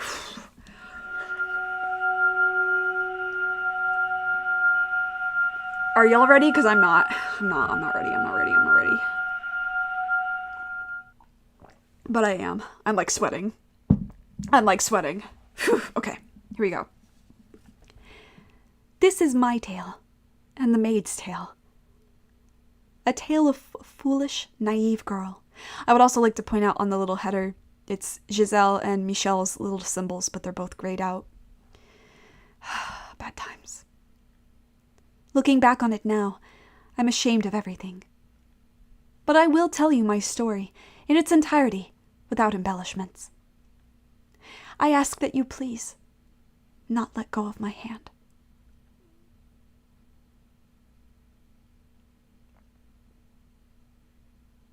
The only things the knights left behind were a garment and a large pool of your blood.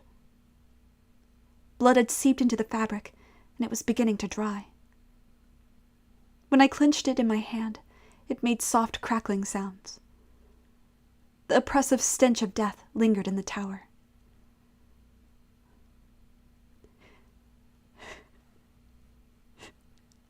Michelle, there's no point in a life without you. You know that, right?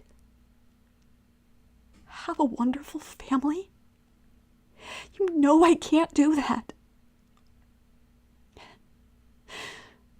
Hey, Michelle.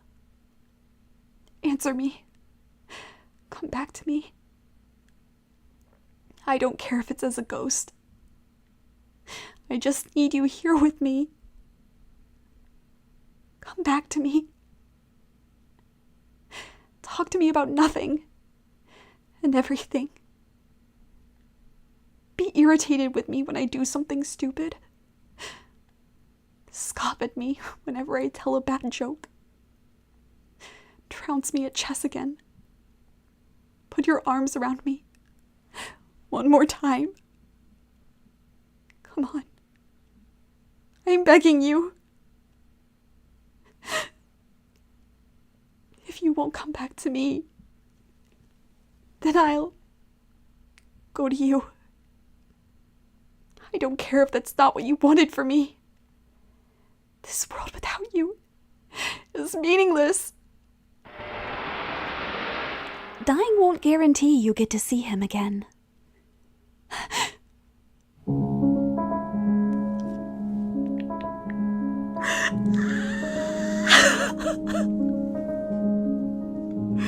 She's here! Oh my fucking god, you guys! Okay. Pull it together. He spends all this time refusing to talk to me, and when he finally does, he begs me to save his love. Oh, how the mighty have fallen. Rather disappointing, to be honest. Who are you? Where are you? Quite daft, aren't you? Within these walls, I am everywhere. And you've heard of me before. I have no... Heavens, you are slow.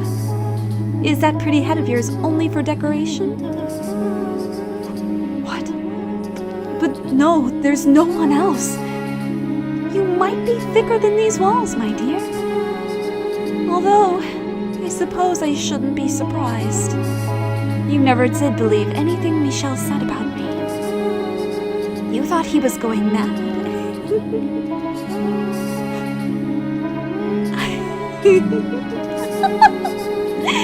This is brilliant.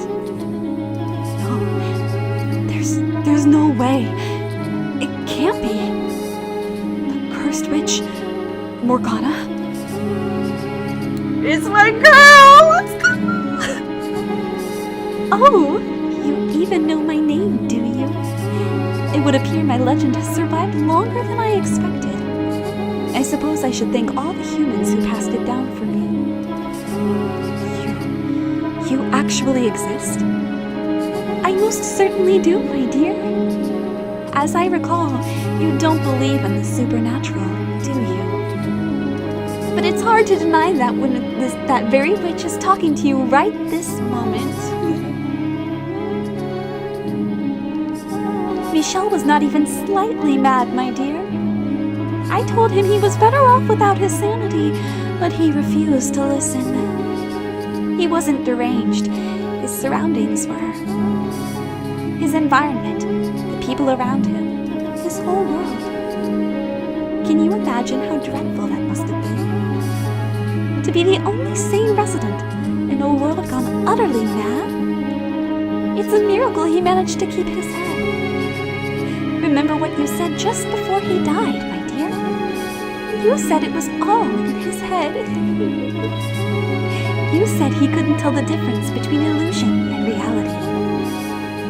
You said he had long since gone insane. Shouted it at the top of your lungs.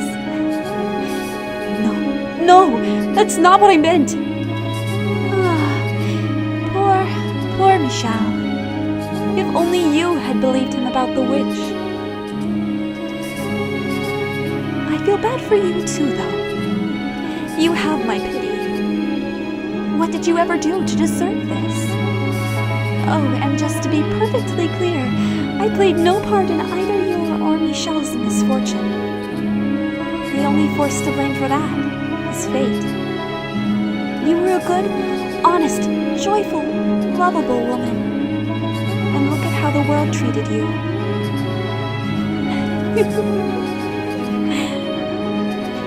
May I ask you something? Was it you who sealed me in the tower? Yes, it was. That was what Michel wanted. Once, I told him I would grant his wish. So I did as he asked. Though it looks like that ended up causing you even more pain. How tragic. So, you're planning to die? Are you hoping to reunite with him in heaven? That plan's destined to fail from the outset, my dear. God teaches that suicide is a sin, and you'll go to hell for it. Then, I will not kill you. Why not? Because I swore to Michel that I would save your life.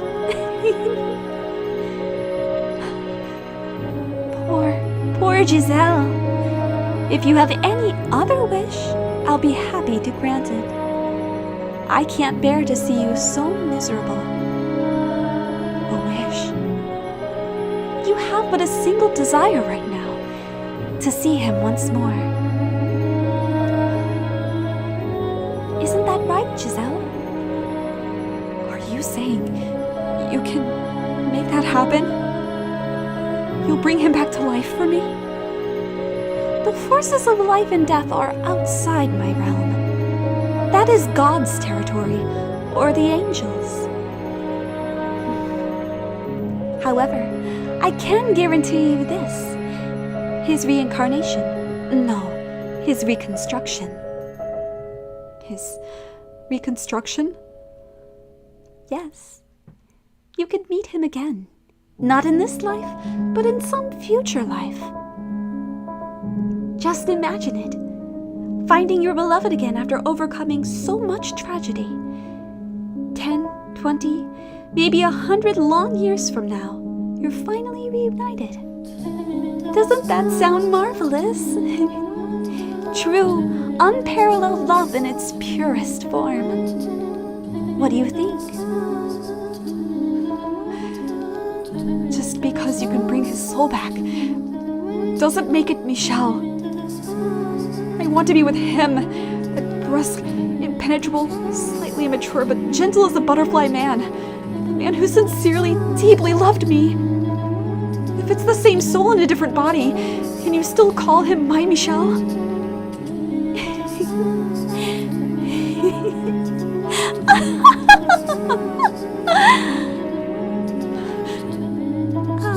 My apologies.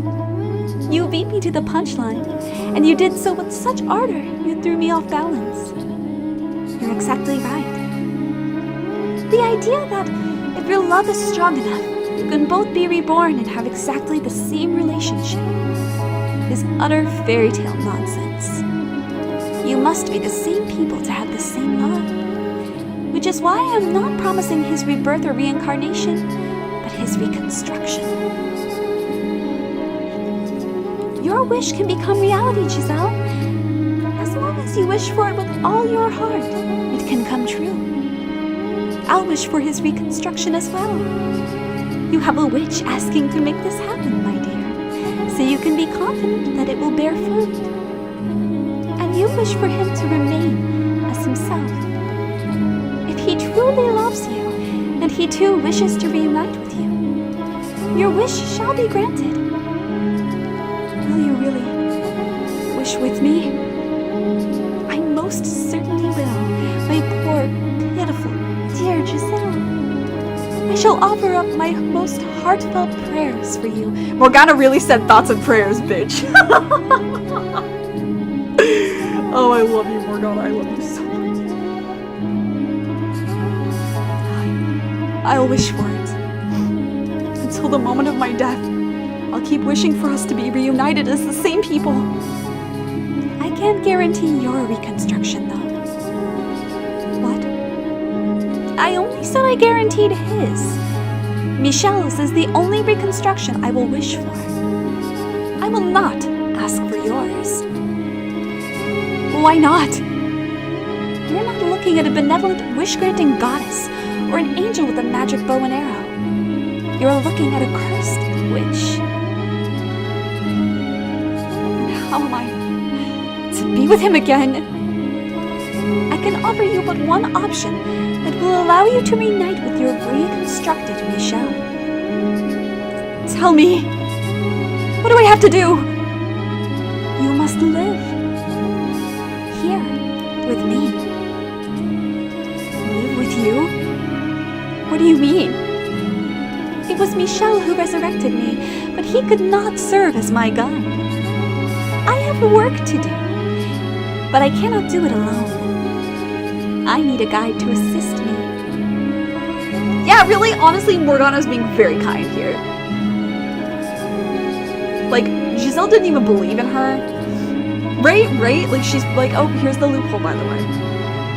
Because, as you can see, I have no body. If this house did not exist in this world, then perhaps I might be able to give myself form. My soul's form. I don't understand anything you're saying. You don't need to understand. All I need from you is for you to show your utmost shows hospitality to the people I'm expecting to show up at this mansion someday. Entertain your guests? That's right, my dear. Michelle's isn't the only one whose reconstruction I'm wishing for. There are others. Several heinous sinners. So I want you to serve as a maid and watch over them when they arrive. And until then, keep the house in good condition. What are you scheming? Is that something you truly need to know, my dear? All you need to do is wish. Pray for the day your beloved appears before you again. For the day he wraps his arms around you once more. One word, Giselle. That's all I require. Do you want to see him again? Do you want to hear his voice again? I can promise you you'll have your happiness back.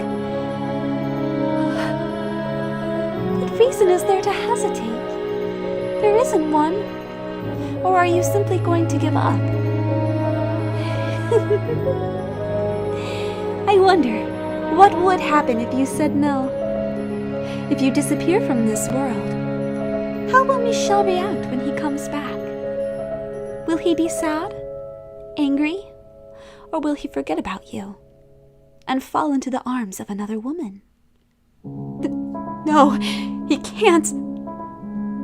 Then make up your mind. Will you come with me, or will you throw it all away?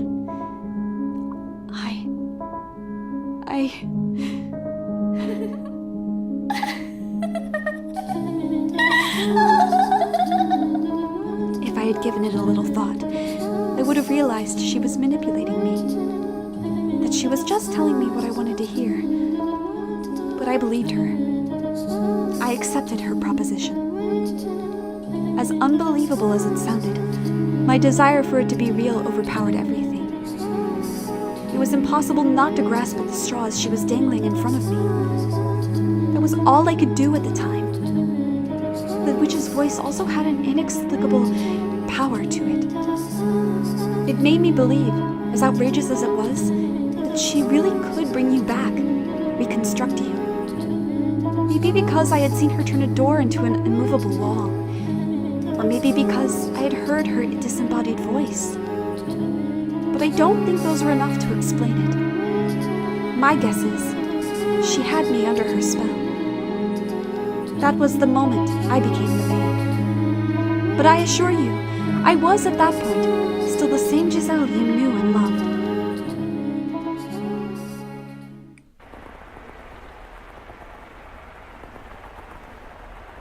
The sound of the rain never seems to stop.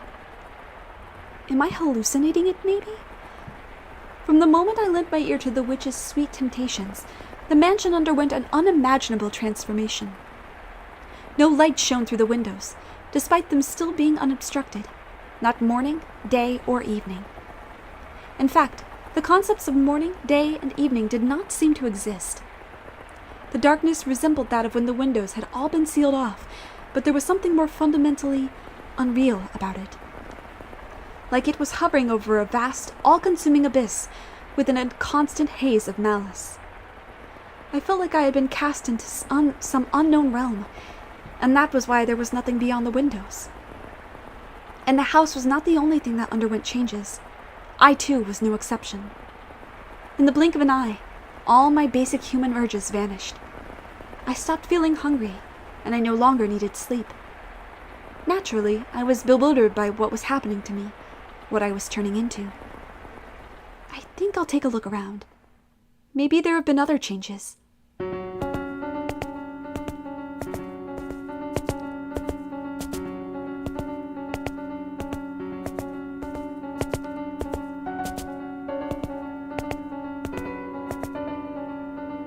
So I meandered through the mansion's halls. My original intent was to explore the entire house, but I found myself drawn toward one room in particular. That's right, your bedchamber.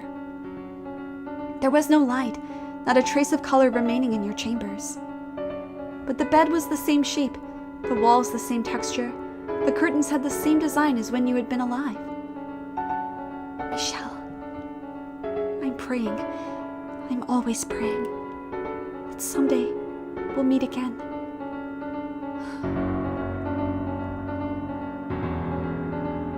Oh, there's something hidden under the bed. What could it be? It's that painting.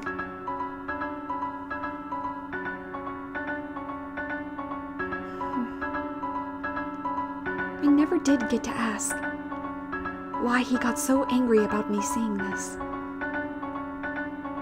I'm sure it's something he didn't want to be reminded of. Perhaps having to do with his family. I was right not pressing him about it, though. What?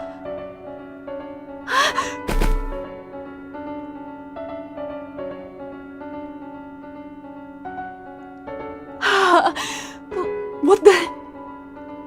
Did the painting just smirk at me? Oh God. Oh, jeez, Giselle. What are you doing tripping over yourself? It was just that accursed witch messing with your head. No need to get so spooked over a tasteless prank. When I stumbled, I guess I knocked a drawer open. There's something inside. Letters, it looks like. I shouldn't touch these. They're not mine. But I want something of Michel's to have. Something to remember him by. His letters would be in his handwriting. But they wouldn't... His letters would be at the destination of where he wrote them. You dingle. They would contain his words. Please forgive me, Michel. I don't mean you any ill will, but I'm going to take these. I must say, they're an impressive number of... What the... What on earth? It's like someone dumped an inkwell on every page. But why? Was this the witch's doing too? Yeah, it has to be. It must have been her. It definitely wasn't you, Michel. Was it?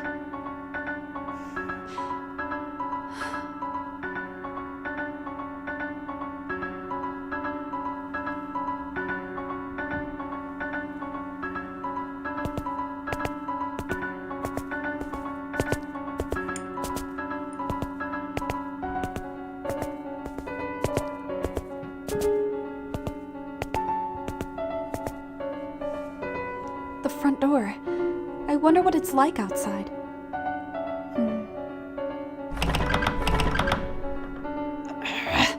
I can't get it open. Yeah, I guess they could have been letters he never sent. I don't know. Maybe I'm curious to play the original Japanese of this and see if it did say letters. Like, I don't know. Mistranslation question mark? What's going on? The bar isn't set, but it won't budge an inch. It's just like up in the tower. I know. The windows. They should open. Then I can... What's going on here?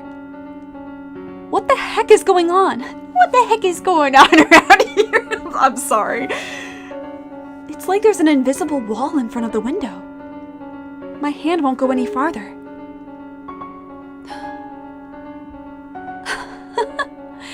This is rich. What else can I do but laugh? What in the world? This is madness.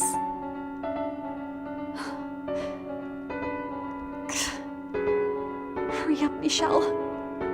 Return to me. And get me out of here. Please, get me out of here.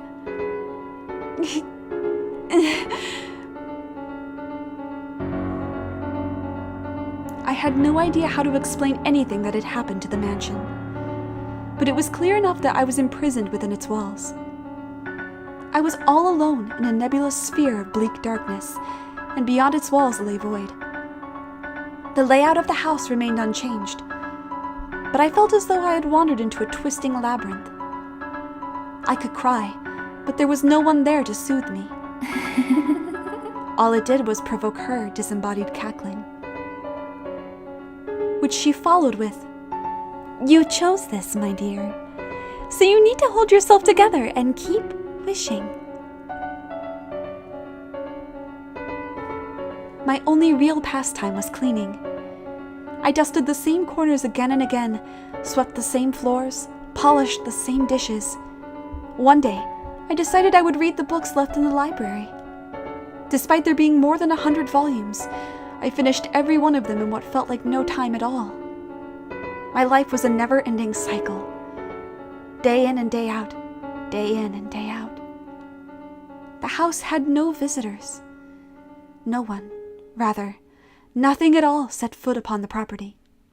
There were no signs of other life whatsoever there. No birds singing in the morning, no cats sunbathing in the garden, no mice scurrying about the kitchen, no creepy crawly insects. There was nothing. Nothing at all. The only thing that broke the long stretches of silence was her voice. "Tell me, was she kind to you? Was she friendly and courteous? Because she was quite harsh when she spoke to me." These were the kinds of things she was always saying to me. "He didn't show up today, did he, my dear? Are you still praying, my dear? Do you think he'll actually come, my dear? I'm still wishing, just like I promised, my dear. You know why he hasn't come for you, my dear? Because perhaps he doesn't actually love you as much as you thought.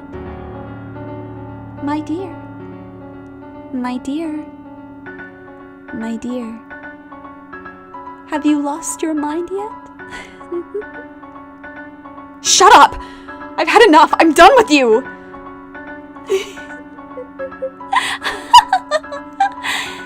Enough. Please, enough already! Oh, what's got you so worked up? You love to talk, don't you? So why not have a nice little chat with me? This is not a chat!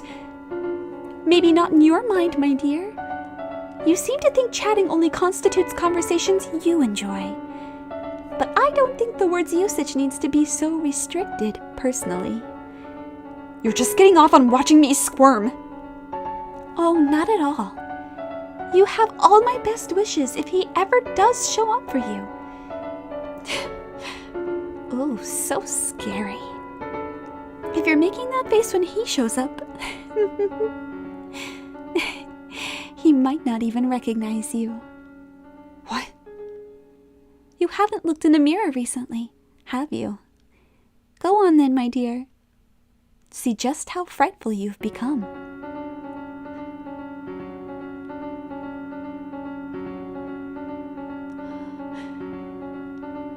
No. The witch was right. I looked nightmarish. My face was pale and lifeless, my eyes hollow, my cheeks sunken, heavy bags beneath my eyes. My hair had lost its sheen, and it grew wildly. I was quickly losing everything that made me recognizable as me, and the thought sent a shiver down my spine. No, this isn't me. This is some kind of trick. You're trying to deceive me. Baseless accusations. You really must stop blaming people every time something doesn't turn out the way you want, my dear. But my face was more what? More expressive? More cheerful? Brighter? Rosier? You're right. You never were this gloomy, were you? Right, I wasn't. I was always more cheerful than this. Naive girl. Could you be any more narcissistic? Huh? What you're looking at is, undeniably, exactly what you look like now. Time did not do that to you, nor did I. The negative energy oozing from within you is what's causing you to take on this form. Did you think you didn't have any dark, ugly emotions inside you? Did you believe you would always be able to smile, no matter what? Yeah, this is just a Persona 4AU, right? Did you assume you were pure and beautiful? No one like that exists, my dear. What you see in the mirror is the true you. Your hideous, twisted heart. If you aren't being always being so nasty, this would never have happened. Anyone's heart would be twisted listening to you long enough. So you're saying Michelle's heart was twisted too? I spoke to him for years. No! I'm just teasing. I suppose I may have crossed the line there. I mean you no ill will, Giselle. Honest. Allow me to give you one word of advice, though. Look at yourself in the mirror often. If you continue deteriorating at this rate and end up looking like a corpse, when Michel comes and sees you, he won't jump for joy, but run away, screaming in terror. Stop talking. Please, just stop. You know, Giselle, this is only the very beginning. He might not show up for hundreds of years. I can't live that long. Absolutely brilliant. You still think you're alive? What? The moment you agreed to come with me, you ceased to be of this world. So don't worry about time, my dear.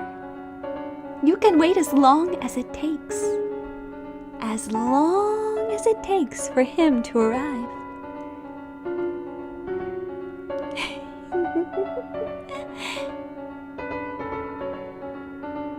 As the witch had suggested, I started checking my appearance in the mirror every day.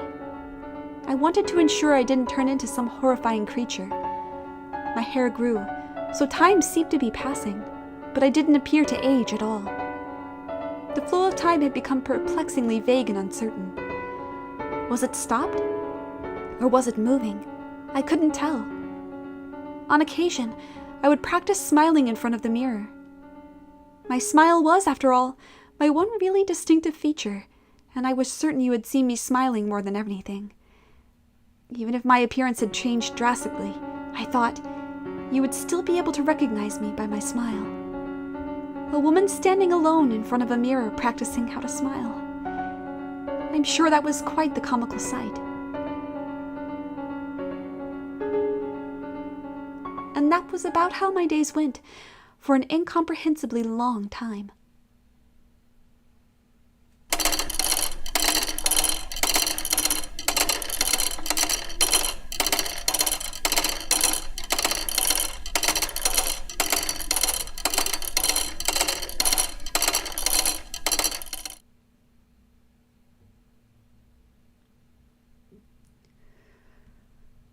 Okay.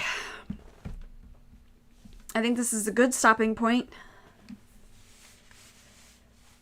Oh, Morgana. Finally Morgana time. Finally some Morgana content, am I right, folks?